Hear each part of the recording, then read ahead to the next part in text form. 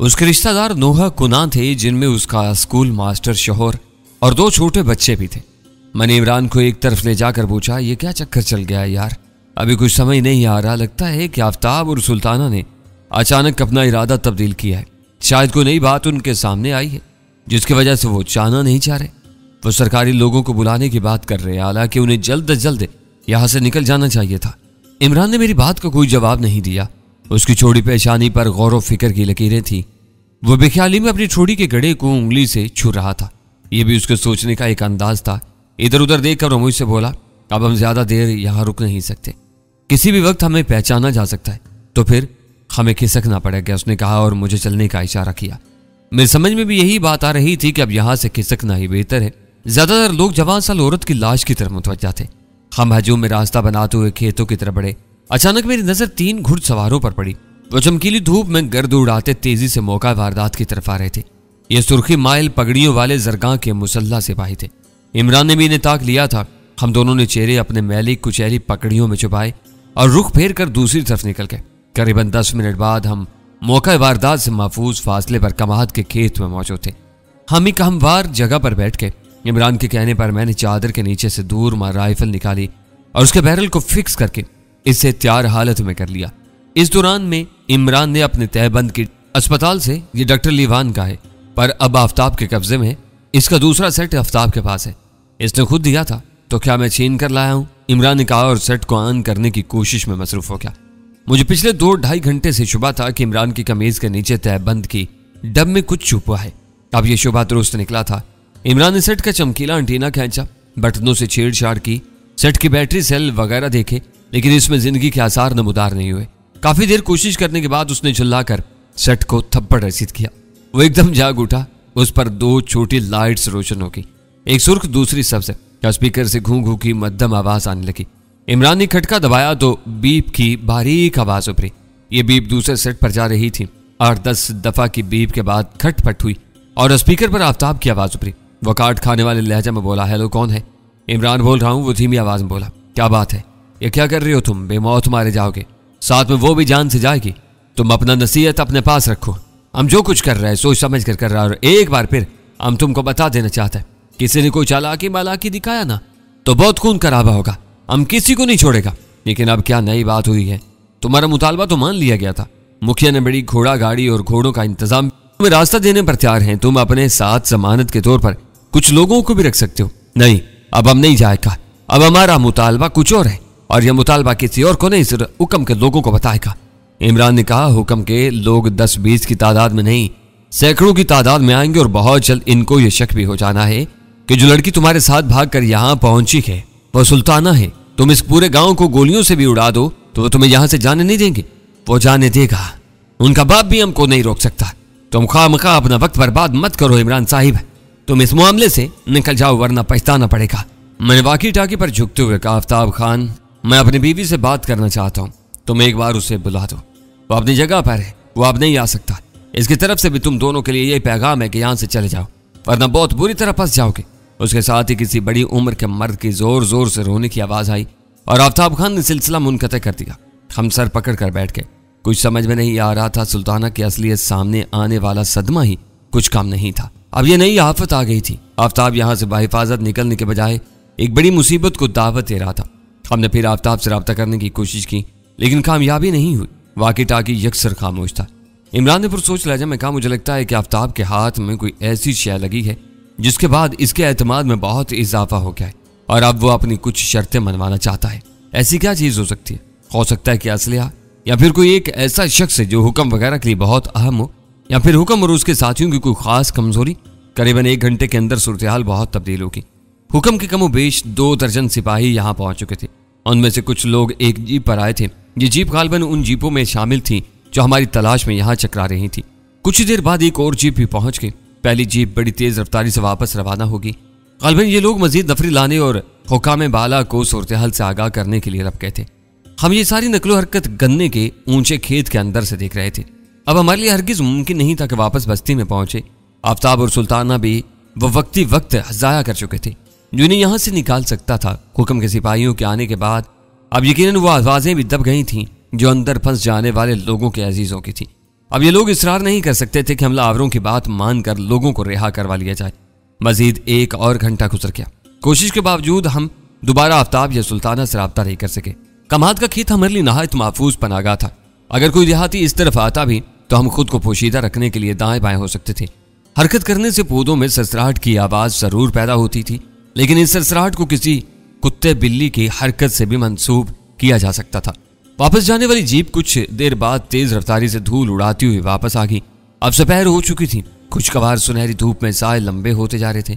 हमने दूर से देखा जीप में से कोई आला फौजी अफसर निकलकर शिफाखाने की इमारत की तरफ बढ़ा। उसकी कमर से होल्स्टर झूल रहा था। इस वाक़े के 20-25 मिनट बाद अचानक हमारा राब्ता एक बार फिर आफ्ताब खान से हो गया। इमरान ने बटन दबाया तो स्पीकर पर आफ्ताब की आवाज उभरी। हेलो, कौन? मैं इमरान बोल रहा हूँ। ये जीप पर अभी कौन आया यहाँ? हुक्म का हिंदू फौजी अफसर था। हमने उसे बता दिया है कि हम क्या चाहते हैं। अगर वो हमारा डिमांड पूरा करता है तो ठीक है, वरना हम इन सबको एक एक करके मारेगा और लाशें बाहर बरामदे में फेंकेगा। आफ्ताब की आवाज में शोले लपक रहे थे। क्या डिमांड की है तुमने? हमको आशिम साहब का राय चाहिए फौरन। इन लोगों को आशिम साहब को छोड़ना पड़ेगा और जहां पहुंचाना पड़ेगा। हाशिम से तुम्हारा क्या ताल्लुक है? मैंने पूछा। इस बात को छोड़ो, बस हम चाहता है कि हुक्म उसको रिहा करे और वो यहाँ पहुंच जाए। लेकिन वो तुम्हारी बात क्यों मानेंगे? इमरान ने पूछा। इसलिए कि उनका दुखता हुआ रग हमारे कब्जे में आ गया। क्या मतलब है? राजभवन का कापिर औरत हमारे पास है। वो लोग हमारा बात नहीं मानेगा तो हम इस आरामजादी का नंगा करके और इसके सर में रोशनदान खोल कर इस बरांडे में फेंकेगा। और ये कोई मामूली औरत नहीं है, ये जार गोरा का बहन और सर्जन स्टील का बीवी है। मैं और इमरान सन्नाटे में रह के मैंने पूछा, तुम मारिया की बात कर रहे हो? जी हाँ, ये हमारे सामने बैठा है। हमने इसको मुर्गी की तरह बांध कर डाला हुआ है। किसी भी वक्त इसके गले पर चूरी चला देगा। इसके साथ ही चिल्लाने की निस्वानी आवाज सुनाई थी। आफ्ताब खान ने शायद उसे ठोकर मारी थी। हम शिश्तर थे। मैंने करीबन पहचान लिया ये आवाज मारिया ही की थी। ये यहाँ कैसे पहुंची? मैंने लर्जा आवाज में पूछा। बुरा वक्त बंदे को खुद घेर कर उसके असल जगह पर पहुंचा देता है, आफ्ताब खान बोला। ये यहाँ शिकार पर आया हुआ था। शिकार? किसका शिकार? डॉक्टर लीवान का। ये सफेद कुतिया इस पर डोरे डालने का इरादा रखता था और इससे तुम दोनों के बारे में सुनगुन लेना चाहता था। ये 2 दिन पहले मरीजा के रूप में अपना मुंह सर लपेट कर यहाँ पहुंचा था। किसी को पता नहीं था कि मकामी कपड़ों में यह अंग्रेज औरत है। ये तो सुल्ताना बीबी ने इसे पहचाना और हमको बताया। हमारी समझ में कुछ नहीं आ रहा। ये तुम क्या कह रहे हो? इमरान बोला। अभी हम तुमको समझा भी नहीं सकता। अभी हम तुमसे सिर्फ इतना कहता है कि इस मामले से निकल जाओ, हमको हमारे हाल पर छोड़ दो। हम इन लोगों से अच्छी तरह निपट सकता है। ठीक है, इस पर भी गौर कर लेते, लेकिन हमें बताओ तो सही कि मारिया यहाँ कैसे पहुंची? मैंने सवाल किया। वाकी टाकी पर खामोशी तारी होगी, बस खू खू की मध्यम आवाज आती रही। हमें लगा कि शायद आफ्ताब ने फिर सिलसिला मुनक़ता कर दिया, मगर फिर उसकी आवाज उभरी। हमने तुमको बताया है ना कि ये शिकार है नहीं और ये बंदूक से नहीं, अपने हुस्न से शिकार पर मारता है। ये डॉक्टर लीवान को अपना गोरी चमड़ी पर ले जाने के लिए यहाँ आया था। सांबर मुकाबले में अपने भाई की मौत के बाद से ये जले पांव का बिल्ली बल्कि कुतिया बना हुआ है, बहुत से दूसरे लोगों की तरह। ये भी तुम दोनों को ढूंढता फिरता है। इसका कसम सर्जन स्टील को चकता कि तुम्हारे गर्दन से बिजली का चिप किसी आम शख्स ने नहीं निकाला। किसी बहुत सियाने डॉक्टर ही ने ऐसा किया होगा। इन लोगों के दिमाग में डॉक्टर लीवान या छोटे डॉक्टर के बारे में चिकता या कुतिया जिसको तो मारिया कहता है, मरीज के रूप में डॉक्टर लीवान के पास आया। ये इससे अंदर का भेद लेना चाहता था, मगर इससे पहले कि ये भेद लेता है इसका अपना भेद खुल गया। वो क्या कहते हैं कि शिकारी खुद शिकार हुआ। उसने एक बार फिर अपने सामने लेटी मारिया को ठोकरें वगैरह रसीद की। इसके चिल्लाने और फिर इंग्लिश में गालियां देने की आवाज हमारे कानों तक पहुंची। खामोश, आफ्ताब खान धाड़ा। अभी तुम्हारा एक उंगली कटा हुआ है, हम बाकी भी काट डालेगा, पर यह सारा उंगली तुम्हारे अंदर ठोंसेगा, तुम्हारे पलीद मुंह के अंदर, और तुम्हें फांसी पर लटका देगा। आफ्ताब का लहजा लर्जा देने वाला था। हम सूरत हाल की इस कती गैर मुतवक्का करवट पर शश्तर रह गए थे। अब इस बात में शुबे की कोई गुंजाइश कम ही रह गई थी कि सर्जन स्टील की बीवी और जॉर्ज की बहन आफ्ताब के कब्जे में आ गई है। मारिया ने गालबन फिर वावेला शुरू कर दिया था। आफ्ताब ने वाकी टाकी ऑफ कर दिया। अब सिचुएशन समझ में आने लगी थी। आफ्ताब ने यह बात तो ठीक ही कही थी कि मारिया एक शिकारन थी, वो अपने जिस्म को हथियार के तौर पर इस्तेमाल करती थी। इससे पहले हम देख ही चुके थे कि वो रात के अंधेरे में एक पारसी को जिस्मानी रिश्वत देकर राय फरार इख्तियार कर गई थी। शायद यहाँ वो डॉक्टर लीवान या इसके असिस्टेंट को हुस्न के जाल में चकड़ने के लिए वारित हुई थी। आफ्ताब का कहना था कि वो इनसे हमारे बारे में कोई कलयू हासिल करना चाहती थी। अब क्या होगा, मैंने इमरान से पूछा। इनका जवाब लाहौर में अक्सर रिक्शों के पीछे लिखा होता है, वही होगा जो मंजूर खुदा होगा। वो बोला, ये तो बहुत लंबा चक्कर चल गया है। अगर वाकई मारिया आफ्ताब के कब्जे में आ चुकी है तो जरगाह में तहलका मच जाएगा और हो सकता है कि इन्हें हाशिम राजी को रिहाई करना पड़ जाए। लेकिन ये जो कुछ भी है ठीक नहीं है। ये सुबहानियल स्टेट को बड़ी तेजी से लड़ाई और तबाही की तरफ ले जा रहा है। इमरान की पेशानी पर बाल लहरा रहे थे और आंखों में गहरी सोच थी। मौसम तब्दील हो रहा था, लेकिन रात के वक्त अब भी काफी सर्दी होती थी। जू शाम के साय लंबे होते गए, कमाद के इस खेत में खुश्की बढ़ती गई। शाम के फौरन बाद ही ओस भी गिरना शुरू हो गई। बस्ती में चिराग रोशन हो गए। शिफाखाने की इमारत के इर्द गिर्द अब एक जमे गफीर मौजूद था। जरगाह के बीसियों मुसल्ला सिपाही और गार्ड्स भी यहाँ पहुंच चुके थे। इन्होंने शिफाखाने को चारों तरफ से घेरा हुआ था। इनकी टार्चों के रोशन दायरे हर तरफ हरकत करते नजर आ रहे थे। मेरे सीने में धुआं सा भर रहा था। सुल्ताना की सूरत बार बार निगाहों में घूमती थी और दिल को दर्द से लबरेज कर देती थी। 2-4 दिन में ही क्या से क्या हो गया था। ऊपर तले दिल फुगार इंकिशाफात हुए थे और अब वो एक बदतरीन सूरत हाल से 2-4 थी। इसका फिक्रा मेरे कानों में गूंज लगा जब 2 दिन पहले मैंने तहखानों में आफ्ताब और सुल्ताना को राजदाराना गुफ्तगू करते सुना था। सुल्ताना ने कहा था, आफ्ताब एक बात ज़हन में रखना, यह आखिरी बार होगा। यकीनन वो इसी खतरनाक मुहिम जोई के बारे में बात कर रही थी। इसका जिम्मा यह काम लगाया गया था कि वो शहर से भरा हुआ एक पैकेट अपने लिबास में छुपाकर मंदिर में किसी गुलजार नामी माजूर औरत तक पहुंचाएगी। इसके बाद इसका काम खत्म हो जाएगा। लेकिन इंसानी इरादे और मंसूबे हमेशा तो पूरे नहीं होते। जहां सुल्ताना के ख्याल में उसका काम खत्म हो जाना था, वहीं से सूरत हाल ने एक नया रुख इख्तियार कर लिया था। मंदिर के अंदर गड़बड़ हुई और सुल्ताना खुद को बचाने के लिए भाग खड़ी हुई थी। ऐसे अपने दिफा में तेज धार आला भी इस्तेमाल किया। इसके बाद जो कुछ हुआ और हमारे सामने था, वो और आफ्ताब कम अज कम 3 अफराद के कत्ल में मुलविस हो चुके थे और अब सैकड़ों अफराद के घेरे में थे। इनके हवाले से अगर कोई उम्मीद थी तो यही थी कि अपने पास सफेद फाम मारिया की मौजूदगी का दावा कर रहे थे। इमरान की आवाज ने मुझे ख्यालों से चौंका दिया। सर्दी के सबब वो कदर लर्जा आवाज में बोला, कभी कभी तो दिल चाहता है कि वाकई तुम्हारी शागिर्दी इख्तियार कर ली जाए। किस मामले में? सर्दी, गर्मी और भूख प्यास झेलने के मामले में। यार तुम तो ऐसे बैठे हो जैसे खाला जी के ड्राइंग रूम में हो और बाकायदा अंगीठी देख रही हो। यहाँ तो अपनी कुल्फी जमी जा रही है। तो बन जाओ शागिर्द, मैंने भी दिली से कहा। लो बन गया। उसने मेरे घुटनों को हाथ लगाया, फिर बात जारी बोला, अब अपने शागिर्द के लिए कुछ करो। क्या मतलब? यार अपने शागिर्द की जान बचाओ, इसके लिए कहीं से कोई अंगीठी वगैरह लेकर आओ, कोई मूंगफली, चिलगोजे, कोई दूध पत्ती वगैरह। ऐसे काम तो शागिर्द अपने उस्तादों के लिए करते हैं। मैंने कहा, वो पुराने जमाने की बातें हैं उस्ताद जी, हम नए लोग हैं। हमें ऐसी फरसूदा रस्मों को खत्म करना चाहिए, बल्कि आज इसी नेक काम का आगाज कर देना चाहिए।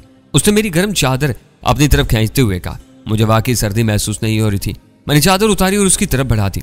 लो, इसे अपनी चादर से जोड़कर डबल कर लो, तुम्हारा गुजारा हो जाएगा। नहीं नहीं, ये नहीं हो सकता उस्ताद जी, मुझे अकड़ मरना कबूल है, लेकिन ये ताना मुझसे हरगिज़ बर्दाश्त नहीं होगा। मैंने सिर्फ ये चादर तुमसे हथियाने के लिए उस्तादी शागिर्दी का ड्रामा रचाया था। मुझे अकड़ मरना कबूल है, लेकिन ये ताना मुझसे हरगिज़ बर्दाश्त नहीं होगा कि मैंने सिर्फ ये चादर तुमसे हथियाने के लिए उस्तादी शागिर्दी का ड्रामा रचाया था। No, not at all. रख लो, मुझे वाकई ठंड नहीं लग रही। तुम्हें ठंड नहीं लग रही, लेकिन मुझे तो बेइज्जती लग रही है ना, उसने कहा। फिर इस मसले के दरमियानी हल हमने ये निकाला कि दोनों गर्म चादरों को आपस में जोड़ा और इसकी एक ही बुक्कल बनाकर इसमें घुस गए। हम नहायत संगीन सूरत हाल से 2-4 थे, मगर इमरान के हिस्से में हमेशा की तरह बरकरार थी। वो मेरा ध्यान बटाने की कामयाब कोशिश कर रहा था। इसका साथ बेमिसाल था। किसी वक्त तो मुझे लगता था कि एक और एक गयारा का मुहावरा किसी इमरान जैसे साथी को सामने रखकर बनाया गया है। रात को 10 बजे का वक्त होगा जब एक बार फिर 7mm राइफल की खौफनाक आवाज ने सन्नाटे को चिकनाचूर कर दिया। इसके बाद फौरन ही बस्ती में हलचल के आसार नजर आए। 5-10 मिनट बाद औरतों के रोने और बैन करने की आवाजें आने लगीं। हमने दूर से देखा कुछ लोग एक चारपाई उठाए अहाते से निकल रहे थे। यह वैसा ही सीन था जैसा हमने सुबह के वक्त देखा था, जब मारी जाने वाली नर्स की लाश को चारपाई पर डालकर अहाते से निकाला गया था। अब यकीनन कोई और लाश निकाली जा रही थी। आफ्ताब का रवैया बेहद जाहिलाना था और हर गुजरते लम्हे के साथ ये जारहियत बढ़ती जा रही थी। लगता है ये होश खो चुका है। मैंने कहा, होश खोने के लिए होश का होना जरूरी होता है, इसमें तो शायद होश है ही नहीं। इमरान ने जवाब दिया। डर लग रहा है? मैंने कहा, यह सैकड़ों का मजमा है। अगर तैश में आकर ये लोग एकदम अंदर घुस गए तो दोनों की दिक्का बोटी कर देंगे। अभी बात मेरे मुंह ही में थी कि अचानक बहुत से लोगों की नाराजगी सुनाई थी। जय जयकार का जोरदार आवाजा गूंजा और अंदाजा हुआ कि मुश्तिल अफराद का एक बड़ा गिरोह चिफाखाने के फाटक की तरफ बढ़ना चाह रहा है। यही वक्त था जब फाटक के करीब शोले से चमके और राइफल के कई फायर हुए। आगे बढ़ने वाला गिरोह सहम कर पीछे हट गया। हवाई फायरिंग करने वाले यकीनन हुक्म के सिपाही थे। वो मुझसे लोगों को आगे बढ़ने की इजाजत कैसे दे सकते थे? अंदर एक अहम तरीन औरत यरकमाली की हैसियत से मौजूद थी। वो जाज गोरा की बहन और सर्जन स्टील की बीवी थी, और सर्जन स्टील जैसे सफेद फाम लोग हुक्म की नाक का बाल थे। वो इनसे मामलात बिगाड़ने का खतरा किसी सूरत मोल नहीं ले सकते थे। वो जानते थे इन लोगों के पास जदीद तरीन हथियार है, पैसा है, एस्टेट के कई उमरा अंदर खाने इन सफेद फामों के वफादार हैं। जार्ज के बाद अगर मारिया को भी कुछ हो जाता तो बहुत बड़े नुकसान की बात थी। मुश्तिल लोगों को न सिर्फ मुंतशिर कर दिया गया, बल्कि आम हजूम को भी शिफाखाने की चारदीवारी से दूर हटा दिया गया। हम दूर से साफ नहीं देख सकते थे, लेकिन अंदाजा हो रहा था कि रस्सियां वगैरह लगाकर इमारत और लोगों के दरमियान एक फासला बनाया जा रहा है। करीबन आध घंटे के वक्फे से 7mm का एक और फायर हुआ। इसके बाद एक बार फिर वही शोरो गूंगा बरपा हुआ। चंद मिनट बाद हमने देखा कि टार्चों और गैस लैंप्स की रोशनी में एक चारपाई उठाकर अहाते से बाहर लाई जा रही है, लेकिन इस चारपाई पर भी एक लाश थी और ये लाश आफ्ताब खान की तरफ से मुहासरा करने वालों को तीसरा तोहफा थी। रात के ठिठुरे हुए सन्नाटे में एक बार फिर औरतों के बैन गूंजे, हजूम में हलचल नजर आई। गाए बगाए हुक्म के फौजियों के ललकारे भी सुनाई दे रहे थे। ये ललकारे आम लोगों को पुरसकून रखने के लिए बुलंद किए जा रहे थे। मैं और इमरान एक बार फिर वाकी टाकी पर आफ्ताब खान से राब्ते की कोशिश में मसरूफ हो गए। दूसरी तरफ यकसर खामोशी थी। हम बिता देर ये कोशिश जारी नहीं रख सकते थे। बैटरी का कमजोर पड़ने का खदशा था। आफ्ताब बिल्कुल दीवानेपन का मुजाहरा कर रहा था। इस तरह का दीवानापन बंदे को हैरान कुन कामयाबी दिलाता है या बर्बाद कर देता है। अंदाजा हो रहा था कि आफ्ताब ने हाशिम उर्फ हाशू की रिहाई के लिए हुक्म घरकारों को एक खास मोहलत दी है। वो मोहलत चूंकि खत्म हो गई है, इसलिए वो यरगमालियों में से कुछ लोगों को मारकर बाहर फेंक रहा है। यार, इसने कहीं डॉक्टर लिवान ही को ना मार दिया हो? मैंने कहा, मेरे ख्याल में तो ऐसा नहीं है। मकामी औरतें जिस तरह बवेला कर रही हैं, यही लगता है कि कोई मकामी ही मरा है। मगर मकामी लोग डॉक्टर को भी तो बहुत चाहते हैं। इसकी मौत भी इन्हें दुखी कर सकती है। मैंने नुक्ता उठाया, लेकिन मेरा नहीं ख्याल कि आफ्ताब इतनी जल्दी किसी आम यरगमाली को मारेगा। वो हमारे अंदाजों से कहीं ज्यादा होशियार और तजर्बाकार है। मुझे तो लगता है यह बाकायदा एक तंजीम है।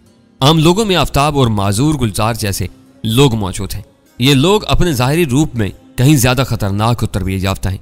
कहीं ऐसा तो नहीं कि यह हाशिम राजी इनके बड़ों में से हो या फिर इनका सरगना ही हो भी सकता है। हुक्म के दरबार में हमने हाशिम की जो शोला फसानी देखी थी वो नाकाबिले फरामोश थी, लेकिन अगर वो आम तरीन शख्स है तो फिर इसकी रिहाई जरगां वालों के लिए इतनी आसान नहीं होगी। मगर इधर भी तो ये देखो जिगर है, यहाँ मारिया जैसी लड़की फंसी हुई है। यहाँ के गोरे हरगिज नहीं चाहेंगे कि मारिया को कुछ हो। वो हुक्म को मारिया के लिए हर कीमत देने पर तैयार कर लेंगे। हुक्म और उसके हवारियों के लिए इन अंग्रेजों की बात टालना आसान नहीं है। इन्होंने यहाँ अपने पंजे बड़ी मजबूती से काढ़े हुए। ये अंग्रेज कितनी तादाद में होंगे यहाँ स्टेट में? मैंने पूछा।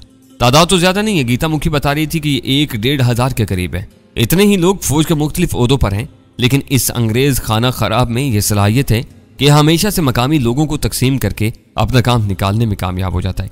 हमारे बरसगीर की तारीख पिछले 250 साल से इसी तकसीम करो और हुकूमत करो की पॉलिसी के इर्द गिर्द घूम रही है।